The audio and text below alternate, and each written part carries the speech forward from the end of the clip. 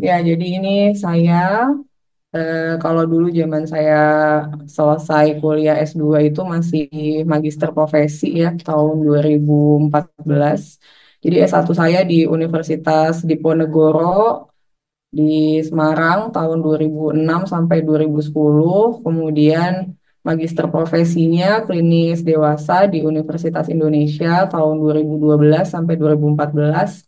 Saat ini sedang mengikuti program doktor psikologi di UPIAI. Kemudian tahun 2014 setelah lulus itu saya sempat jadi dosen di UHAMKA, psikologi UHAMKA. Kemudian karena mengikuti Bapak ke Karawang, jadi saya pindah jadi dosen di UBP Karawang dari tahun 2015 sampai saat ini. Kemudian membangun DIPA tahun 2016, sempat vakum, mulai lagi 2017 ya Pak ya. 2017 sampai sekarang. Kemudian pernah juga jadi associate di Primaya Hospital Karawang untuk medical check up-nya PT Temin, kemudian kemarin di Pupuk Ujang, sama saat ini masih jadi associate di Relief Indonesia juga untuk beberapa perusahaan BUMN ya. Kerja sebagai psikolog mungkin 2014, sekarang udah 2015, 10 mau 11 tahun ya. Kemudian em, jadi dosen, sekarang posisinya apa pegang koordinator kurikulum aja sih. Mungkin itu perkenalan dari saya. Mungkin ada yang mau membahas sesuatu atau dibuka dulu dengan pertanyaan seperti apa gitu. Saya izin bertanya, Ibu, bagaimana cara kita membangun raport nih dengan baik ketika klien yang mungkin eh, kondisinya nih sedang tidak baik-baik saja, Ibu? Atau mungkin kan ada klien yang memang langsung datang tuh kayak mau cerita atau dia lagi sedih. Itu bagaimana, Ibu, cara menghadapi? Nah, memang proses konseling kan beda sama proses wawancara ya. Kalau walaupun pasti terselip juga tuh wawancara di tengah-tengah kita proses konseling. Cuma kan perbedaannya kalau wawancara yang menentukan pertanyaan atau tema dialog bahasan yang dilakukan itu kan kita sebagai pewawancara. Nah, kalau dalam konseling, meskipun kita juga bertindak sebagai leader ya, karena kan posisi saat itu kita tetap harus membuat dialog itu tuh berada pada koridor yang seharusnya gitu. Tapi yang menentukan tema mau membicarakan apa biasanya sih konselinya. Kecuali konselinya dalam keadaan sangat emosional sampai nggak bisa ngomong apa-apa gitu. Ada memang konseli, apalagi konseli-konseli yang dirujuk. Kalau kamu tahu, ada konseli misalnya dirujuk itu bukan hanya dari profesional satu ke kita, tapi juga bisa aja dari orang tua ke kita. Jadi konseling itu bukan berasal dari niat orangnya. Nah, itu biasanya dia akan membuat kita juga cukup bingung ini mau konseling atau apa. Kalau seperti itu biasanya sih saya memang bukan pakai teknik konseling, tapi tekniknya wawancara. Kalau klien itu tuh dirujuk. Jadi saya yang menentukan akan bertanya apa. Nah, sebelum melakukan pertanyaan atau dialog itu, umumnya, umumnya ya, baik kalau pengalaman saya pribadi membuat sistem di DIPA, kemudian juga saya ikut di Relief, begitu ya, semua sudah punya gambaran kira-kira akan membahas masalah apa. Berarti kan kalau di magangnya DIPA itu juga ditanyakan ya, dan kita dapat datanya kan, betul? Betul, oke. Berarti paling tidak dari situ kita sudah mempersiapkan diri, ini akan bahas apa. Dulu saya punya ide untuk membuat namanya pengantar konseling kalau saya nyebutnya, karena memang di awal-awal praktek dulu langsung berhadapan sama klien tuh jadi kayak buta aja gitu mau bahas apa. Tapi kalau sudah ada pengantar konselingnya, tentu akan lebih terarah obrolan itu akan membahas apa. Nah, ini salah satu teknik yang bisa kalian gunakan kalau misalnya berhadapan dengan konseling dan itu mau yang konselinya dengan niat pribadi ataupun seperti tadi klien rujukan gitu. Nah, ini juga bisa membantu kalau datang dengan keadaan sangat emosional seperti pertanyaan pembuka dari Sania. Jadi karena kita sudah memegang gitu ya permasalahannya ini, meskipun beberapa klien itu menolak untuk menuliskan secara secara apa namanya ya panjang lebar gitu karena khawatir pengantar itu dibaca oleh admin biasanya gitu alasannya.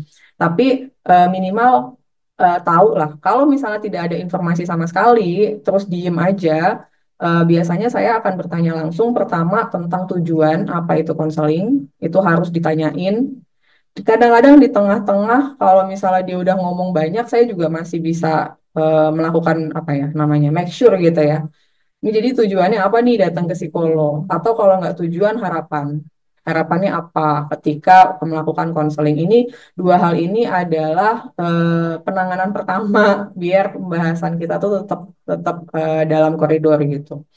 Kedua kalau selanjutnya kalau misalnya ternyata emosionalnya adalah yang agak-agak menyebalkan gitu kayak misalnya diem aja atau kalau kalau nangis sih saya masih empati seringkali tapi kalau diem aja itu yang dan nggak sedikit tuh klien yang diem aja itu yang kalau saya pun sendiri apa namanya ya kadang kalau udah capek banget kadang kan pegang klien sehari bisa tiga gitu ya atau empat gitu kan nah itu kalau dateng nggak ada mau ngomong apa-apa tuh saya bisa agak kepancing tuh. Nah, biasanya sih kalau nangis saya temenin. Mau nangis dulu, oke, ditungguin ya. Nangis kalau misalnya sekiranya sudah mulai lebih netral, biasanya saya akan mulai dengan pertanyaan. Tapi yang menyebalkan adalah yang diem aja, bener-bener diem gitu. Nah, ini yang kemudian em, kadang ya bisa sampai saya selesaikan.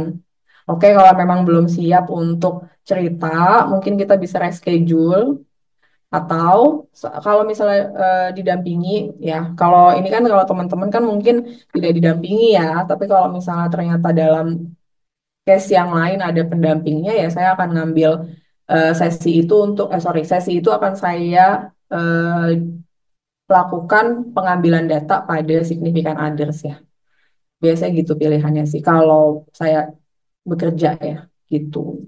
Kemudian em, kalau yang menggebu-gebu banget, biasanya sih saya jadi pendengar yang baik dulu ya. Cuma emang nggak enaknya adalah itu kayak kayak apa ya? Ya cukup menghabiskan energi saya. Akan lebih enak kalau konseling itu kan tektokan ya. Jadi ada yang masuk juga ada yang keluar gitu. Tapi beberapa klien seringkali bercerita tanpa memberikan kesempatan kita untuk kasih feedback. Gitu. Nah, tapi karena kita sedang berdiri sebagai profesional, dan kalau saya sih kadang menenangkan hati saya karena gini, bentar-bentar, aku kan dibayar, aku emang lagi pengen ngasih duniaku buat dia kayak gitu, jadi akhirnya ya udah mau nggak mau tetap didengarkan dengan genuine gitu. Itu cukup menjawab nggak ya Sania ya? Oke, sudah Ibu. Terima kasih, Bu. Sama-sama. Jadi pede aja kalau misalnya pun kadang gini, oh ya satu lagi. Di pengantar, anak kalau teman-teman Gen Z tuh suka memunculkan isu-isu yang apa ya namanya? Kalau saya sebagai orang milenial agak nggak kenal gitu. Misal kayak FOMO gitu atau quarter life crisis gitu ya. Hal-hal seperti itu deh yang kemudian saya harus belajar dulu. Nah, mau nggak mau, teman-teman juga kalau misalnya menemukan pengantar yang ada fenomena belum terlalu dikenal, enaknya kan bisa belajar dulu sebelum ketemu sama konseling. Dah itu dulu aja. Ya kita lanjut dengan pertanyaan selanjutnya. Oke, baik. Terima kasih, Ibu. Eh, Mhm. mungkin untuk pertanyaannya, teman-teman ada yang mau tanya langsung? Atau kita tanyakan untuk quiz pertanyaannya? Tapi mending tanya langsung aja ya, Bu. Mm-mm. Lebih, Mm-mm. lebih baik tanya langsung aja. Ya, siapa dulu nih yang mau bertanya? Kayaknya ada beberapa pertanyaan sih yang Mm-mm. Kemarin ada 4, Ibu. mm-mm. Oh, Oke, silakan Kak Anggi. aku ingin bertanya ya. Eh, Mm-mm. Ibu aku mau nanya eh, apa ya yang harus dilakukan kalau misalnya klien tuh sulit terbuka atau jawab pertanyaan tuh singkat-singkat aja karena aku tuh pernah waktu intake interview sih Bu, waktu awal-awal. Jadi kan Mm-mm. nanya nih, gimana hubungan kamu sama teman gitu. Terus dia bilang kayak, ya baik-baik aja. Terus aku tanya lagi gitu misalnya, ya baik-baik aja tuh gimana? Terus dia jawabnya tuh kayak, ya gitu sih Kak, oke-oke aja gitu. Jadi kan kadang aku ya juga jadi bingung gitu lah, mau mengarahkannya kemana atau kayaknya apalagi ya gitu sih Bu. Hmm. Gimana ya? Ya, oke. Kalau seperti ini, memang pengalamanmu pasti di ini ya, di apa namanya, di interview tadi ya bilangnya ya. Nah, Hmm. Tapi ya, nggak menutup kemungkinan di konseling dengan kondisi dia memang menyadari bahwa dia mau konseling itu bisa aja terjadi. Karena kayak kaget gitu. Oh ternyata pertanyaannya bisa semendalam itu gitu. Itu juga bisa saja.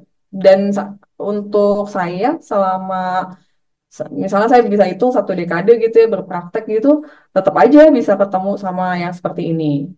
Cuma memang umumnya datang bukan dengan kesadaran pribadi mau konseling gitu. Nah, dalam case-nya Anggi kan memang posisinya mau interview gitu kan. Dia tuh antara shock kok ternyata pertanyaannya bisa sejauh ini gitu atau oh iya, di klien saya juga kalau misalnya ternyata saya mengulik terlalu dalam dan raport itu kan fungsinya untuk membuat dia percaya dan merasa aman dengan saya kan. Kalau raportnya itu belum terbangun dengan cukup baik, dia juga bisa aja tidak terbuka. Tanda tidak terbuka itu kitanya capek. Tahu tuh kayak ya Allah berat banget sih ini gitu. Kayak ya ampun, ini kayak susah banget masuknya. Kemarin ada tuh klien saya, em, jadi dia tadinya datang berpasangan kan, datang berpasangan. Kemudian dari konseling pasangan itu saya menemukan bahwa ini kayaknya perempuannya mesti ada konseling dan tindakan lebih lanjut gitu karena permasalahannya tuh sudah dijelaskan secara logis baik oleh saya maupun sama suaminya, tetap dia kayak menolak penjelasan kami gitu ya. Khawatirnya memang penolakan ini terjadi karena ada trauma-trauma tertentu yang menghambat dia untuk berpikir secara logik mengenai masalah yang dibahas secara berpasangan. Kan memang kemampuan logika, kecerdasan kita itu kan akan tertutup kalau emosionalnya belum selesai ya, gitu. Nah, terus saya menyarankan gimana kalau pertemuan selanjutnya itu saya ketemu aja sama istrinya gitu untuk kemudian memahami apa sih yang terjadi sehingga kondisinya tuh seperti ini gitu. Kok merasanya saya dan suaminya tuh ditolak untuk memberikan argumentasi gitu ya sama pembenahan pembenahan sudut pandang gitu loh kalau di CBT itu ada tuh ya. Nah, ternyata case-nya memang lumayan berat jadi klien saya ini anak adopsi. Sampai pernikahannya itu juga dia tidak tahu kalau dia diadopsi. Karena memang orang tuanya setertutup itu. Dan selama kehidupan tumbuh kembangnya itu memang orang tuanya ini punya karir yang melesat bagus. Dia secara fasilitas oke, tapi kehangatan keluarga tuh nggak didapat. Jadi dia sendirian aja gitu dan semuanya itu dia selesaikan secara sendirian. Nah, dengan seperti ini kita nolong pun dia ada beberapa layer yang harus kita masuki gitu ya. Karena kan dia untuk terbuka sama orang aja udah nggak biasa. Walaupun dia tahu ada trauma di situ dan traumanya ini harus diselesaikan, cuma kesiapannya untuk membuka diri pada orang baru, even itu profesional psikolog, tetap aja nggak gampang gitu. Nah, kalau saya Em, saya cenderung jujur aja. Aku ngerasa berat deh ketemu sama kakak hari ini gitu. Tapi memang kalau misalnya di case yang kemarin itu, karena memang dia sendiri juga menyadari dia harusnya konseling. Tapi karena habit yang dia punya, jadi dia susah untuk membuka diri kan. Pada akhirnya ya sama seperti ajarannya Rogers yang kita memang harus genuine dan unconditional positive regards ya. Jadinya ya saya jujur aja, saya ngerasa berat ketemu kakak, kakak kayaknya belum terlalu nyaman sama saya. Mungkin kita bisa ambil waktu lain lagi atau beralih ke obrolan yang lebih ringan. obrolan yang lebih ringan yang sekiranya dia siap. Kadang-kadang obrolan yang mendalam, dia kaget, dia juga bisa aja bikin blocking sebagai upaya untuk ini loh, defense mechanism-nya dia. Karena kan itu bikin cemas ya, membuka beberapa isu yang sangat sensitif itu kan bikin cemas. Jadi dia menggunakan defense mechanism dengan ya udah nggak pengen ngomong gitu, terus akan menyebutkan ya baik-baik aja gitu. Cuma kalau misalnya udah dia betul-betul siap, dia nyaman, dia merasa aman dengan kita, karena raport sudah terbangun tadi, biasanya akan lebih terbuka sih. Akan lebih terbuka, akan lebih mau untuk apa ya bekerja sama ya, menyembuhkan atau memulihkan dirinya gitu. Jadi selain raport itu, maksudnya di tengah-tengah, kalau misalnya dari awal dia udah cerita nih segala macam, terus di tengah-tengah dia kok kayak mundur lagi, menutup diri. Hmm, Jadi hmm. lebih baik emang jujur aja ya Bu. Ya. Jujur, heeh. Aku sih nggak mau nggak mau pura-pura paham gitu loh. Aku sebetulnya nggak paham gitu. Aku akan jujur aja. Karena Rogers pun mengajarkannya seperti itu. Kalau misalnya kita ngadepin klien, kalau bisa ya bukan kalau bisa ya, memang harus jujur gitu. Bahkan kalau Rogers kan kalau di salah satu buku itu ya tulisannya Rogers itu bisa sampai meninggalkan ruang konseling kalau dia merasa dirinya tuh nggak bisa genuine, nggak bisa sincere gitu terhadap klien itu. Jadi emang mendingan bukan kita, mungkin aja bukan kita yang bisa nolongin dia bahkan. Itu lebih ekstrimnya. Gitu. Hmm, Tapi ya wah, pada intinya raport, kepercayaan, rasa aman, atau kamu juga kita bisa bilang baik-baik. Kakak kan datang ke sini nih, kakak percaya sama aku kan. Pertanyaan ini tuh lumayan penting dijawab, biar kita bisa tahu akar masalahnya tuh ada di mana, kayak gitu. Jadi ada teknik persuasifnya juga lah, meyakinkan dia bahwa semua ini terjadi aman dan kakak tuh awalnya udah berkenan untuk bekerja sama memulihkan diri kakak loh kayak gitu-gitu. Itu juga boleh digunakan teknik-teknik persuasif ya, gitu. terima kasih. Ya, sama-sama. Ada lagi? Bu Nuram izin bertanya. Iya. Jadi mungkin ini berdasarkan pengalaman pribadi saya waktu itu sempat ikut volunteernya juga di bidang field counseling Bu Nuram. Terus Terus? yang mungkin jadi kebingungan buat saya itu kan karena field counseling itu biasa cuma satu kali pertemuan gitu kan ya Bu. Jadi kayak ketemunya cuma sekali, terus mungkin kadang data kliennya kurang clear, terus keluhannya juga di Google Form juga singkat gitu. Jadi kadang yang membingungkan itu pendekatan apa sih yang perlu kita berikan, kayak misalnya teknik konseling yang mana sih gitu.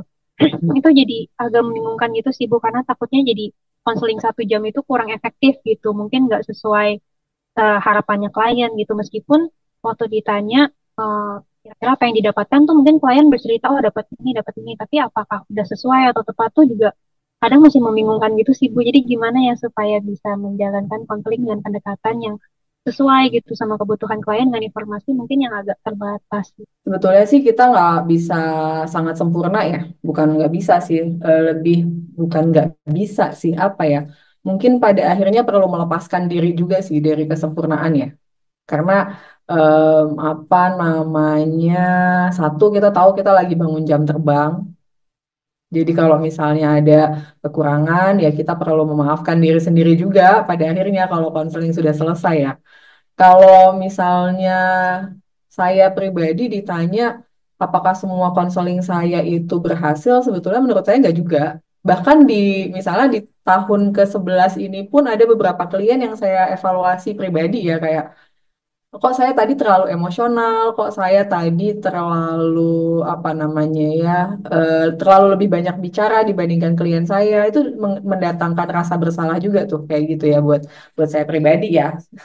Nah, terus itu yang pertama. Yang kedua, boleh percayakan saja ketika kita konseling, terus kan ada raport ya, ada feedback yang biasanya kita minta ke klien untuk diisi gitu kan tentang performa kita, dia percaya aja itu gitu.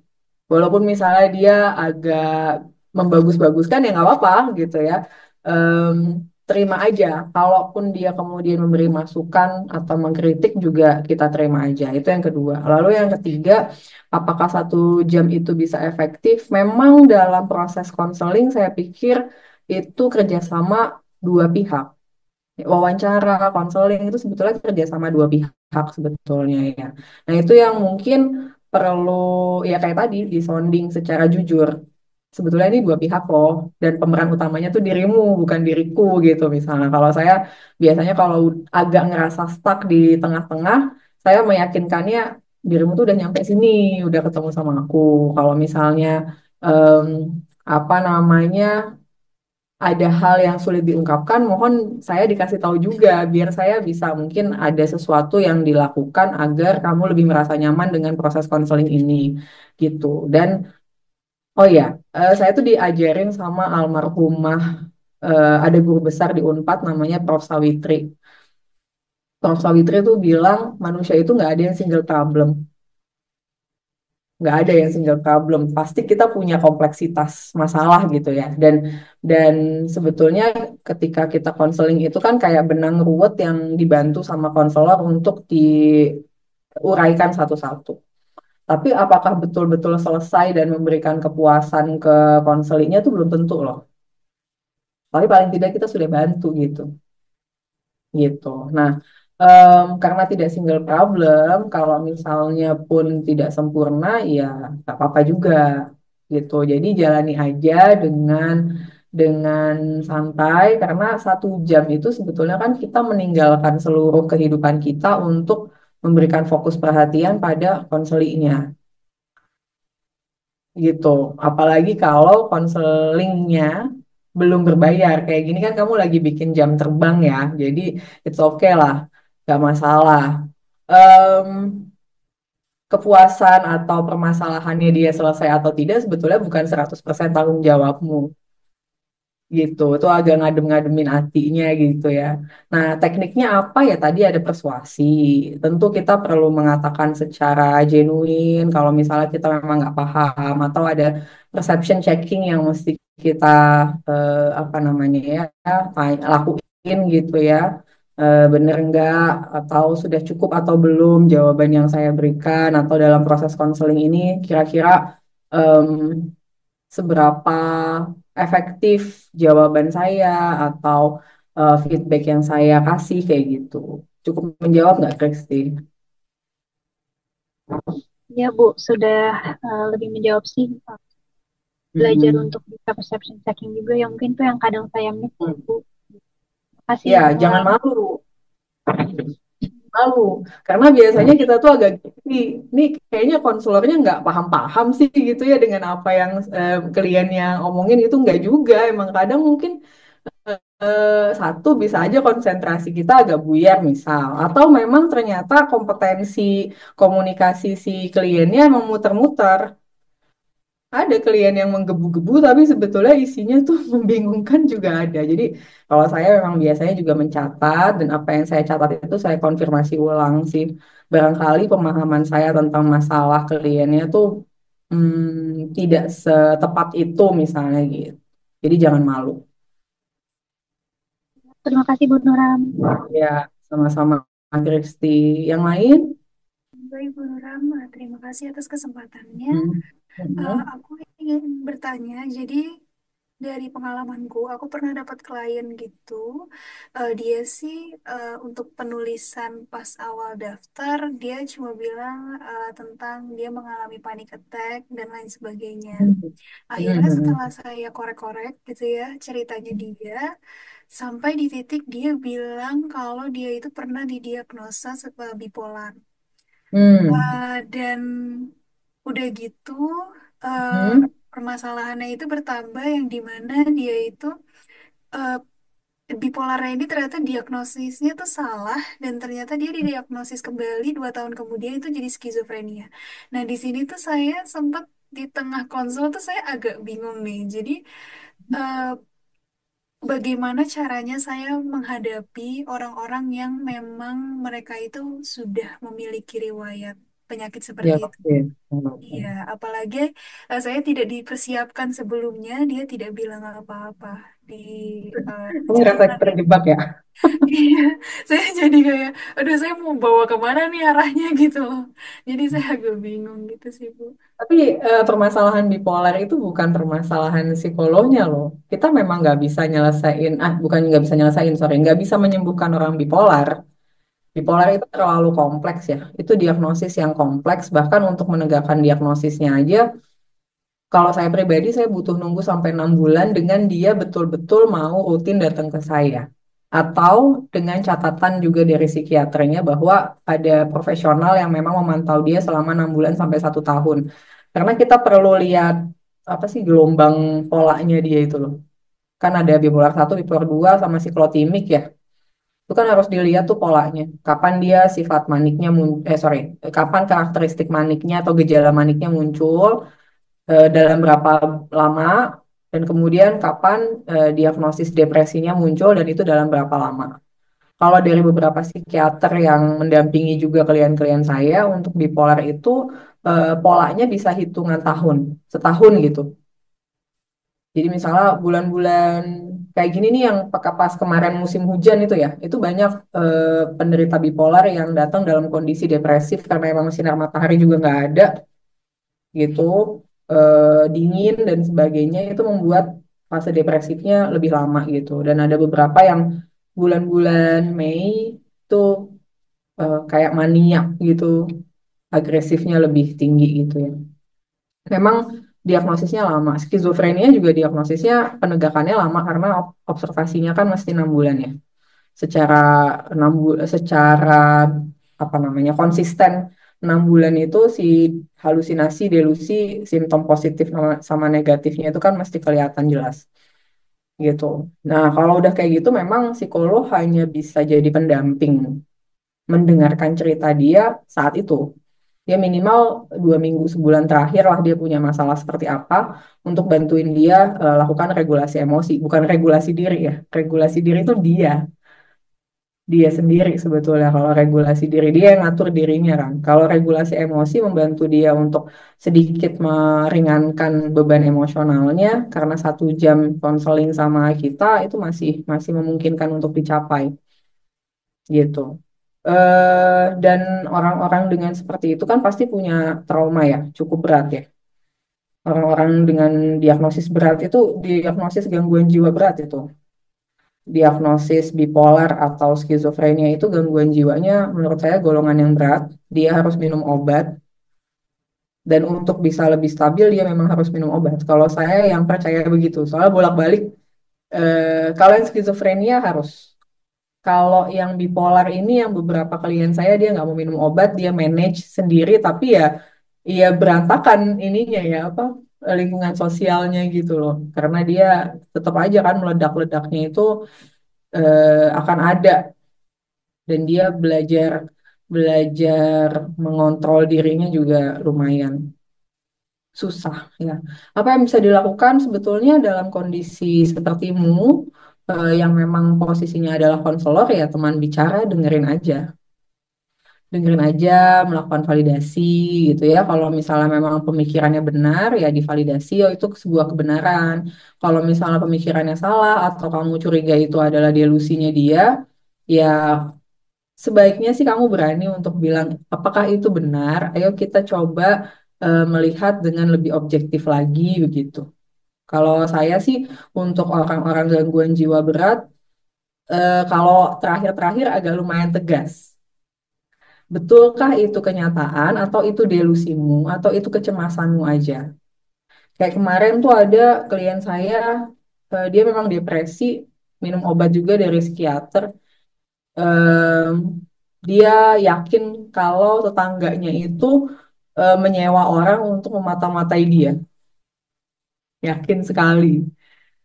Nah itu sampai saya agak tegas, jadi saya kayak agak ngomelin juga sih, karena em, kalau nggak digituin juga gimana? Masa iya saya memvalidasi tetangganya gangguin dia dan jadi kayak ada paranoidnya gitu loh. Gitu. Enggak itu tidak benar, tanggamu tidak sejauh itu. Walaupun saya juga menggali bagaimana perasaanmu, apa yang kemudian kamu pikirkan ketika apa namanya delusinya, keyakinan itu tuh datang gitu. Terus em, apa yang kamu lakukan untuk menenangkan diri kamu gitu. Gitu. Tapi ya karena posisimu konselor dan kesembuhan mereka sebetulnya kan bukan tanggung jawabmu juga. Itu kan kehidupan mereka ya dan keluarganya sebetulnya. Jadi datanglah sebagai teman bicara yang baik kan pertama itu menerima dulu. Kalau misalnya bisa membenahi atau memberikan hal yang lebih objektif dan sekiranya orangnya itu siap mendengarkan, lakukanlah. Karena ada beberapa orang yang kalau kayak kemarin nih klien saya sampai harus bilang, saya menahan diri sih untuk memfeedback apa ya informasi tentangmu yang lebih objektif gitu. Karena dia lagi menggebu-gebu gitu ya. Jadi saya dengerin dulu aja. Nanti kalau sekiranya udah turun, tone suaranya turun, kecepatan bicaranya turun, dia udah lebih tenang, nafasnya juga lebih teratur. Kalau dia siap, saya akan kasih penilaian objektif saya. Tapi selama dia belum stabil, ya saya di situ untuk nemenin aja. Gitu sih. Al. Jadi jangan bebankan dirimu untuk membuat dia sembuh ya. Nggak bisa. Nggak bisa. Keluarganya aja seringkali capek, makanya membutuhkan profesional atau orang lain untuk nemenin dia bicara gitu loh, Sil. Oke, ada lagi?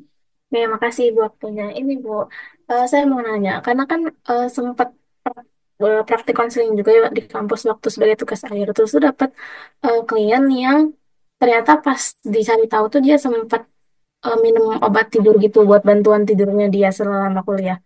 Nah, gimana terus pas itu tuh sempat kayak apa ya, bingung dan ngeblank gitu buat nggak tahu cara responnya. Nah, kira-kira kalau misalkan kayak gitu, ada nggak sih cara supaya pas kita dapat fakta yang belum kita ketahui sebelumnya itu gimana caranya supaya kita langsung bisa respon gitu. Aku mau kasih gambaran dulu semua self harm itu kan self harm ya. Itu merusak diri sendiri kan sebenarnya. Tapi self harm itu semua adalah mekanisme pertahanan diri. Dia pasti bertahan terhadap sesuatu atau beberapa bukan pertahanan diri sih, lebih ke apa ya? Mekanisme untuk melepaskan beban-beban emosi gitu. Kalau self harmnya kayak apa? Kalau bahasa anak sekarang tuh ngebarcode ya, self cutting gitu. Self cutting, makan makanan pedes, ngebut gitu ya, pukul-pukul. Itu sebetulnya untuk melepaskan kayak dia gemes gitu. Dan apakah itu efektif? Sedih banget untuk diakui itu efektif. Dia tidur gitu ya, itu sebetulnya efektif juga untuk membuat otaknya itu beristirahat. Sedihnya dampaknya negatif buat dia gitu kan. Yang nggak boleh itu kan karena dangerous, bahaya. Nah, yang disebut gangguan itu kan kalau ada indikator dangerous ya. Dangerous itu berbahaya baik untuk dirinya maupun untuk orang di sekitarnya. Untuk konselor awal pasti kaget sih denger, ada orang dia minum obat tidur gitu ya untuk menenangkan diri atau dia punya ide bunuh diri gitu atau dia panik panik aja kadang-kadang kita ikutan panik kan. Nanti dia sesak nafas dan sebagainya gitu.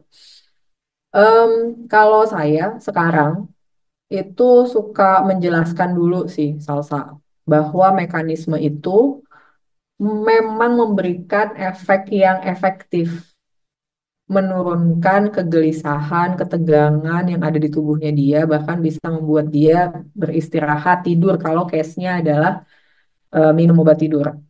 Tapi setelah itu, kita mesti kasih psikoedukasi juga kan, ya kan? Kasih psikoedukasi hal yang benar bahwa walaupun itu efektif, tapi itu dangerous, ada bahayanya untuk diri kita. Kalau kita sebagai individu kan harusnya menjaga tubuh kita kan, menjaga diri kita dari kehancuran tuh nggak bisa kita membiarkan diri kita semakin hancur gitu. Jadi psikoedukasi mengenai itu perlu dilakukan. Jangan sampai enggak. Jangan sampai kita membenarkan. Menerima oke, menerimanya oke dengan bilang, oh ya itu apa namanya cukup efektif. Saya tahu, abis itu pasti kamu lebih tenang kan karena bisa tidur. Oh, abis itu pasti kamu perasaannya lebih lega kan karena kemudian beban yang ada di pundak kamu atau di kepalamu tuh kayak eh, lega aja gitu. Tapi setelah itu berikan yang benernya itu seperti apa. Salah satu tindakan yang benar adalah keputusan kamu untuk ngambil sesi konseling kayak gini loh, dapat teman cerita, itu juga bisa melegakan. Dan tindakan-tindakan lain yang sekiranya itu membantu dia untuk melepaskan beban emosi itu, gitu. Jadi apa namanya ya, tidak bisa memberikan pernyataan bahwa dia langsung salah gitu. Tapi oke, itu saya paham efektif pasti ya. Kadang saya juga ngajak ketawa sih. Pasti enak banget tuh waktu lagi di tapping ya. Kayak lega gitu perasaannya. Biasanya saya ajak ngomong kayak gitu. Tapi kan kita nggak bisa membuat diri kita berada dalam kondisi berbahaya gitu. Tapi ya shock di dalam diri kita juga mesti diatur dulu gitu. Oh. Dulu karena sangat berhati-hati, em, kadang saya jadi nggak jujur tuh kalau di awal-awal praktek dulu. Tapi kalau sekarang saya memilih untuk bersikap jujur dan apa adanya sih ke klien gitu. Oh iya, dirimu suka cabut-cabutin rambut, emangnya nggak sakit gitu. Nanti dari situ mungkin ada humor yang bisa tercipta juga gitu.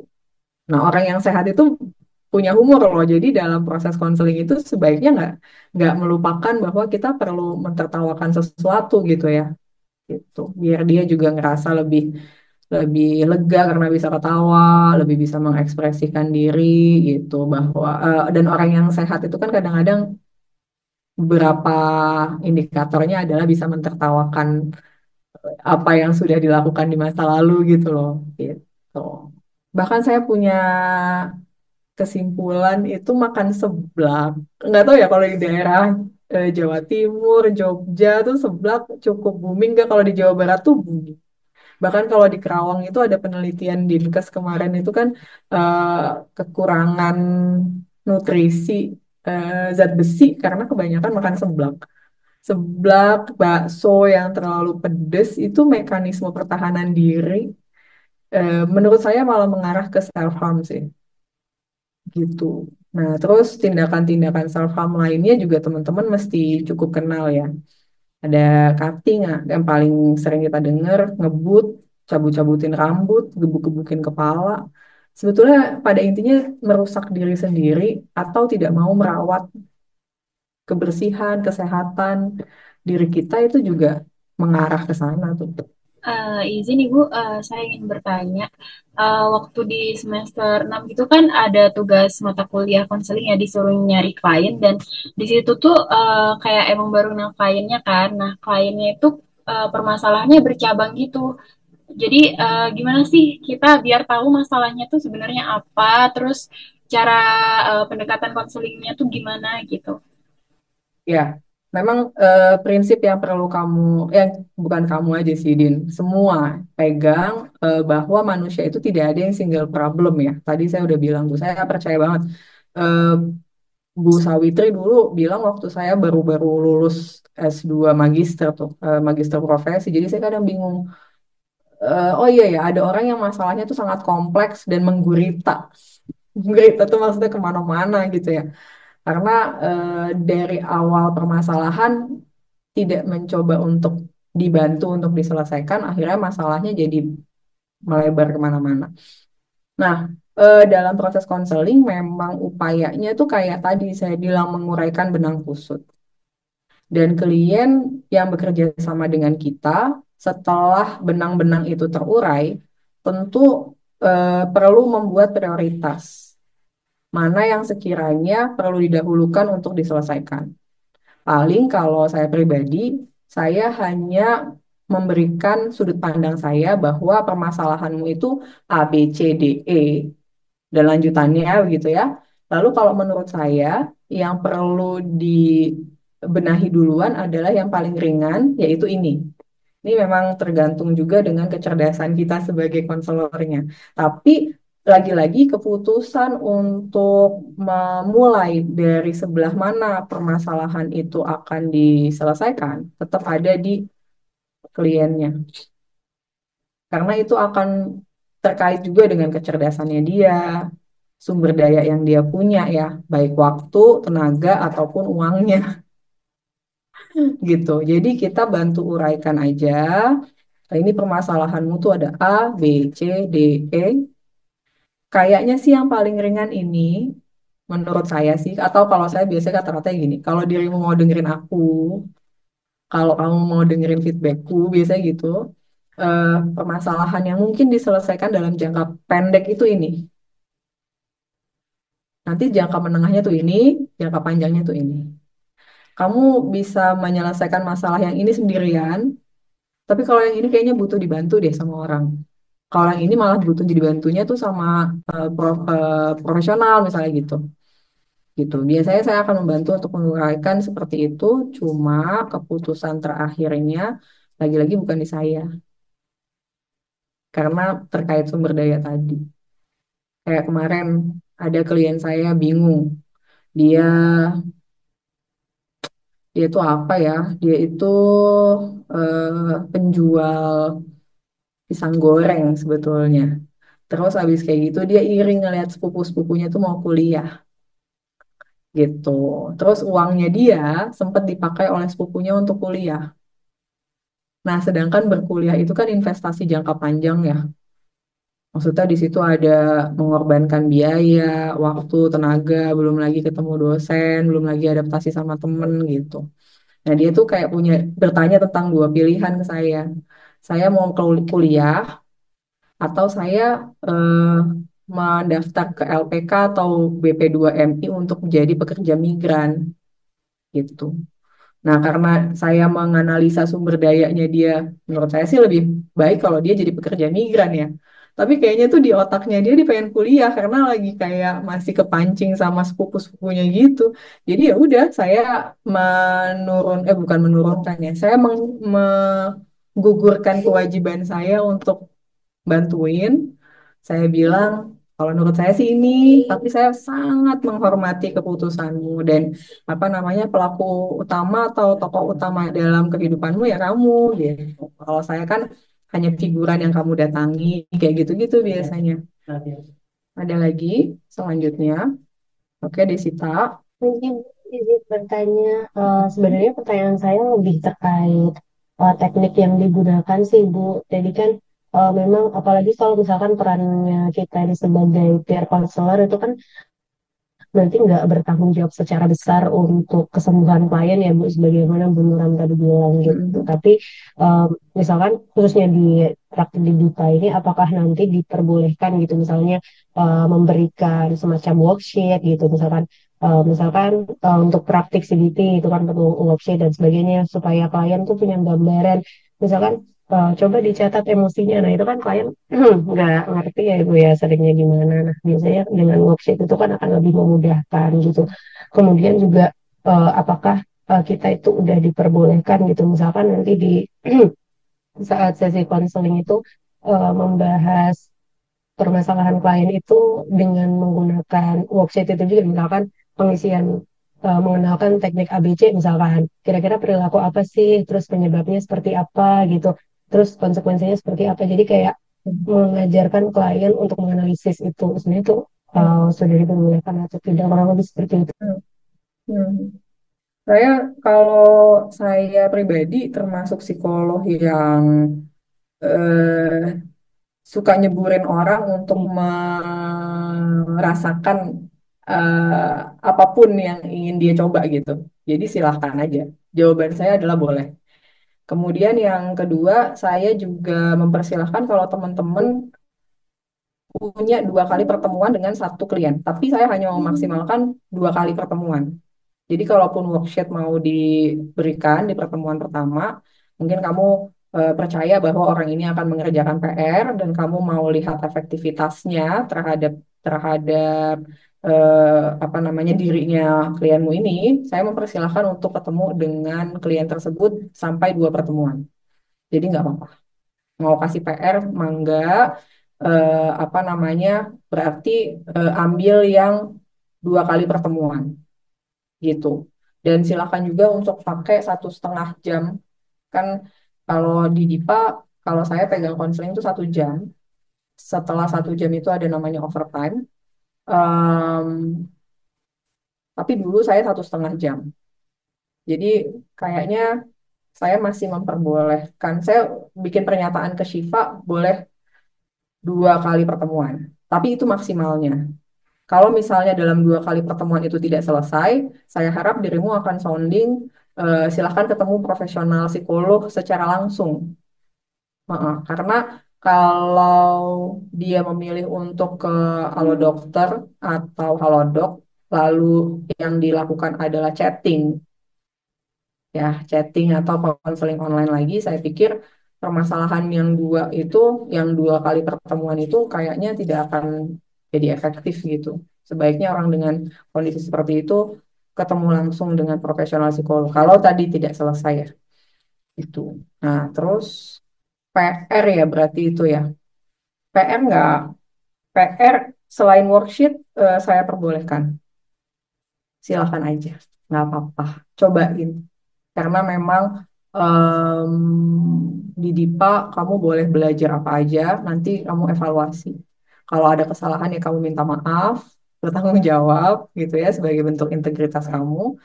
Tapi apa namanya, jangan membatasi diri. Yang penting ada izin. Ada izin, lalu kan ada inform consent tuh tadi yang dibahas ya sama Sania di awal. Kalau kamu mau ngasih kalau kamu mau kasih semacam worksheet, ya berarti inform consent-nya ada pernyataan mengenai pengerjaan worksheet atau ada intervensi gitu yang diberikan gitu. Jadi biar semua bisa bertanggung jawab lah pada intinya begitu. Oke, cukup Desita. Bener ya tadi yang nanya Desita bukan sih? Iya, Ibu, sangat membantu menjawab. Terima kasih, Bu. Oke, sama-sama. Ada lagi? Sudah. Oh ya, Ibu izin bertanya lagi. Mohon maaf tanpa raisen. Hmm, Oke, jadi ini masih menyambung sama jawaban Bu Nuran tadi sih, Bu. Jadi misalkan nih, karena di DIPA diperbolehkan maksimal 2 kali gitu ya untuk di uh, konselor yang sama gitu. Tapi pasti kan banyak nih beberapa kali ditemu bahwa klien itu tuh ada ketergantungan gitu terhadap konselor atau konseling itu gitu. Jadi dia tuh kayak keep updating gitu ya. Maksudnya aku udah melakukan ini benar nggak ya, benar ya gitu. Sebenarnya kan saya pernah mempelajari itu dan itu baiknya kalau misalkan merasa seperti itu langsung dialihkan aja gitu supaya dia nggak ketergantungan gitu karena kan tujuannya konseling biar dia mandiri gitu. Nah, itu sebaiknya Bu itu kalau misalkan udah 2 kali juga nih dan kalau misalkan ada intensi ketergantungan itu diarahkan ke misalnya ke profesional aja atau misalnya kan kalau ke profesional dia pasti ada pertimbangan aduh harus bayar dan sebagainya gitu-gitu atau misalkan ada peer counselor lain di DIPA gitu atau misalkan lebih baik ke tempat lain gitu ke counselor lain atau bagaimana Bu baiknya. Oke, memang ini terkait dengan ketegasan ya. Terus sebetulnya kan kalau peer counseling seperti ini bisa dikatakan sebagai PFA ya. Kalau di UI dulu disebutnya psychological first aid, tapi kayaknya UGM punya istilah lain tuh. Tapi pada intinya sih pertolongan pertama untuk kondisi-kondisi kesehatan mental yang turun ya. Nah, untuk menanggulangi dependent klien yang dependent kayak gitu, satu, saya tidak memperkenankan teman-teman nomor pribadinya itu muncul mencuat ke klien. Itu nggak boleh. Karena saya pribadi punya prinsip konseling tidak bisa dilakukan secara texting. Bahkan sebetulnya kalau nggak klien yang betul-betul saya kenal, saya itu enggan untuk memberikan konseling secara tatap maya kayak begini. Biasanya saya minta Nanda, adminnya Dipa, Nanda, untuk memberikan pada ke, apa namanya, psikolog yang memang berkenan untuk ngasih konseling secara tatap maya.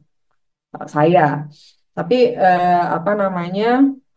Kalau kalian kan memang lagi ambil jam terbang, jadi pernyataan tegas bahwa konseling hanya akan dilakukan maksimal 2 kali. Kalau ternyata dalam 2 kali pertemuan kita tidak menemukan titik temu atau dirimu merasa kurang dalam em, pemulihanmu begitu ya, pernyataan tegas di awal ya berarti pertolongannya tidak bisa selesai dengan saya. Mohon dilanjutkan ke langkah selanjutnya begitu. Saya pun seringkali menghadapi klien yang memang tidak bisa selesai dengan saya. Maksudnya permasalahannya tidak bisa selesai dengan saya. Kadang saya harus minta bantuan apa psikiater, maka itu ada kata merujuk ya atau di refer gitu ke profesional yang lain. Nah, itu harus secara tegas lugas diomongin ke kliennya gitu.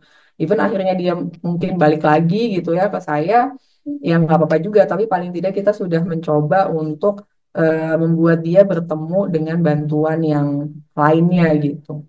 Terus eh, dengan klien memang harus tegas. Kalau enggak, dia akan menghantuimu karena orang seperti orang-orang yang lagi turun apa namanya kesehatan mentalnya seringkali merasa dia korban yang harus dibantu. Padahal setiap orang adalah tokoh utama, pengambil keputusan itu ada di dia. Kecuali dia masih anak-anak atau dia nggak kompos mentis. Tahu kan ya kompos mentis, dia nggak sadar penuh gitu ya, dia lagi delirium misalnya begitu. Nah itu mungkin ada signifikan others atau keluarganya yang kemudian bisa ambil alih tanggung jawab. Tapi selama dia bisa mengambil keputusan, hidupnya itu ada di dia. Jadi dia tuh tetap punya kemampuan untuk mengambil keputusan. Nah, itulah yang perlu kita bantu. Ayo, kamu nih bukan korban, kamu adalah tokoh utamanya. Saya pun di sini dalam penyelesaian masalahmu bukan saya penentu kamu selesai atau tidak selesai, pulih atau tidak pulih, seperti itu. Kita harus bilang, diingatkan malah mungkin. Jadi dari awal tolong teman-teman nanti sounding bahwa maksimal ini akan terjadi 2 pertemuan. Jikalau ada yang belum selesai, langkah selanjutnya itu bukan dengan saya berarti bukan kapasitas saya, tapi ayo datang ke profesional, gunakan apa misalnya ya, ya kebijakan-kebijakan pemerintah yang mungkin bisa meringankan biaya begitu ya. Atau kalau misalnya memang bisa mengalokasikan biaya, ya gunakan profesional yang dibayar. Akan lebih efektif dan akan lebih fokus. Beberapa klien saya, bahkan saya itu harus sampai, saya tuh suka tanya, jadi datang ke sini, ketemu aku, itu pembiayaannya bagaimana? Karena saya kadang-kadang mengukur juga. Kalau di Jakarta tuh psikolog mahal loh, 650.000 loh, cuma 1 jam. Tapi kalau saya nggak segitu sih, tapi saya tetap memperkirakan ini nanti kalau misalnya saya ngasih tugasnya kebanyakan, kira-kira kamu ada spend money nggak yang cukup untuk bisa menuntaskan program ini gitu. Nah kalau teman-teman kayak di Jogja itu kan kalau temanku tuh ada yang di Puskesmas Sleman dan dia memang ya emang dibayar pemerintah gitu ya. Jadi orang-orang di Jogja itu udah lebih bisa mudah mendapatkan fasilitas menjaga kesehatan mental. Tapi kalau secara pribadi saya itu suka menghitung-hitung. Kira-kira kalau dia udah mulai cerita, aduh keluarga aku begini, aku juga harus menanggung adik aku. Nah, datang ke psikolog, pembiayaannya bagaimana? Karena saya suka kasihan aja gitu loh kalau misalnya ternyata harus bayar, ternyata saya bikin programnya tuh tiap bulan gitu ya. Kadang-kadang saya buatin programnya, yang penting ke psikiater ya, ke psikolognya ya 3 bulan sekali atau bahkan 1 tahun 2 kali aja gitu. Yang penting obatnya kamu minum aja gitu. Saya mempertimbangkan itu. Jadi dari awal memang harus tegas ya Des, jangan jangan mau dipergunakan. Hidupmu hidupmu, kamu udah baik hati ngasih 1 jam hidupmu untuk dia. Tapi jangan gunakan jam-jam lainnya untuk dia lagi ya. Izin bertanya Ibu, dari Mm-mm. jawaban Ibu tadi, saya jadi Mm-mm. ingat pengalaman saya juga ada klien itu dia salah satunya itu dia ngerasa trauma karena dia Mm-mm. pergi ke psikolog dan Mm-mm. psikolog kayak itu tuh ganti-ganti gitu. Entah Mm. apa masalahnya, dia katanya merasa psikolog ini terlalu keras sama dia dan terus ada yang gak Hmm. cocok juga. Pokoknya banyak sekali hal gitu. Dan Hmm. bahkan dia juga udah minum obat gitu, udah pernah ke psikiater juga. Hmm. Dan dia juga bermasalah juga sama Hmm. psikiaternya. Nah, jadi saya mikir sepertinya apa yang dia alami ini sebenarnya memang membutuhkan profesional gitu. Cuman Hmm. malah dia sendiri yang menjauhi psikolog atau psikiater gitu, Bu. Mungkin dari Ibu ada saran kalau misalnya ada klien seperti itu lagi dan Hmm. saya pengen banget untuk kayak membuat dia percaya kalau gak semua psikolog itu tuh sama dengan apa yang dia alami dan Hmm. dia tuh sebenarnya membutuhkan itu sebenarnya untuk dia Hmm. bisa berubah. Itu sih Bu. Ada saran nggak Bu apa yang saya harus omongin? Aku nggak tahu teman-teman pernah dengar nggak yang namanya professional shopping. Itu ada namanya professional shopping. Dia ke berbagai macam profesional. Psikolog dan psikiater itu dia datengin satu-satu. Saya beberapa kali ketemu sama yang kayak gini. Alasannya yaitu si psikolognya apa namanya terlalu keras atau misalnya nggak efektif atau dia merasa nggak diterima gitu ya. Kalau misalnya hanya satu kali gitu, mungkin kamu bisa berperan sebagai yang diharapkan sama Cecil tadi, ngasih tahu bahwa tidak semua psikolog seperti itu. Karena psikolog tuh kalau saya suka ngomong gini, kayak dokter kecantikan juga cocok-cocokan, saya bilang gitu kan ya. Tapi memang ada orang tuh yang nggak siap dikasih tugas. Jadi ketika dikasih kedisiplinan melalui tugas rumah, dan kadang-kadang saya juga ngasih kedisiplinan untuk, ayo dong hidupnya teratur gitu. Nggak bisa karena kalau orang dengan kesehatan mental yang turun tuh kemungkinan besar hidupnya tidak teratur sangat besar ya. Tuh. Kemudian kalau lebih dari satu kali dia ketemu psikolog, udah 3 kali, 4 kali itu udah namanya professional shopping.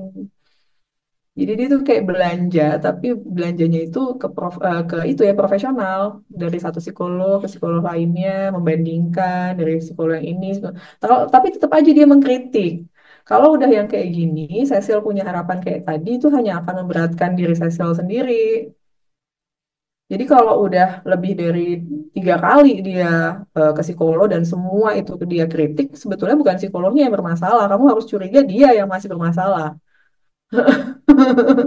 Di semua orang di dunia ini membuat dia merasa apa dia nilai bermasalah gitu loh. Jadi mesti hati-hati. Apa namanya? Kadang juga gap usia itu bermasalah juga sih, Cecil ya. Gap usia itu dalam artian gini. Ada psikolog-psikolog yang sudah senior gitu ya, terus cepet gitu dia memproses dengan cepet. Ya udah ini langsung aja ya, nanti hidupnya dibuat teratur gini, ayo disiplinnya dinaikin dan sebagainya gitu.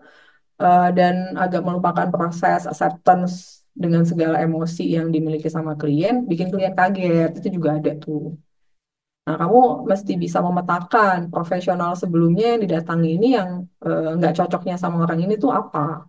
Tapi kalau sudah terlalu banyak profesional yang dia datengin, ya tadi jawabannya hati-hati dengan profesional shopping. Lalu eh, nggak ngomong sama kamu deh. Lalu kalau misalnya kayak gitu, yang harus diutak-utik malah bisa jadi harapan kita sih ke dia. Kita yang jangan-jangan harus menurunkan ekspektasi ke orang ini.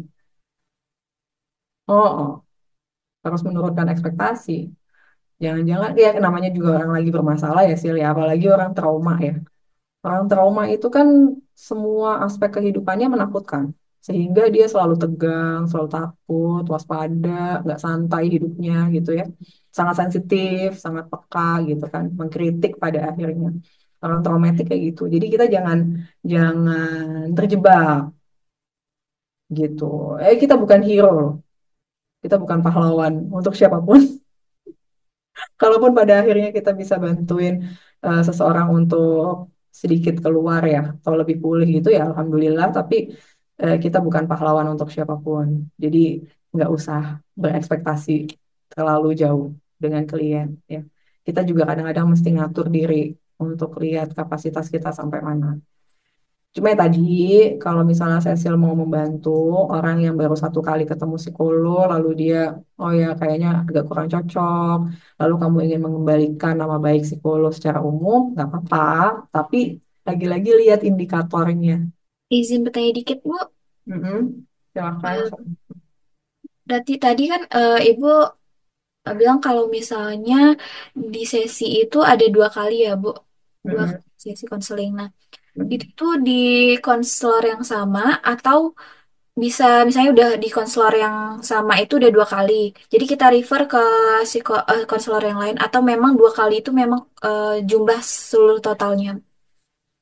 Jumlah seluruh total. Jadi misalnya kayak Sania eh, dua kali maksimal untuk satu klien. Kristi dua kali maksimal untuk satu klien gitu. Dan yang lainnya juga demikian.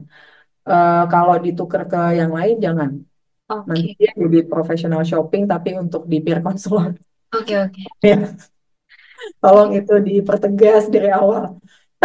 Tegas dari awal biar kliennya juga siap-siap. Oh, jatah saya tuh maksimal hanya dua kali. Walaupun itu kayaknya kemurahan hatimu deh. Ya, kamu aja udah bermurah hati untuk ngasih 1 jam hidupmu tanpa dibayar ya. Jadi kalau harus sekali 2 jam kayaknya jangan membuat mereka terlena juga dengan kebaikan. Kan saya tuh udah di usia 35 mau 36 menyadari bahwa baik itu juga mesti pakai strategi ya. Jangan terlalu polos untuk baik. Oke, gitu ya Sania ya.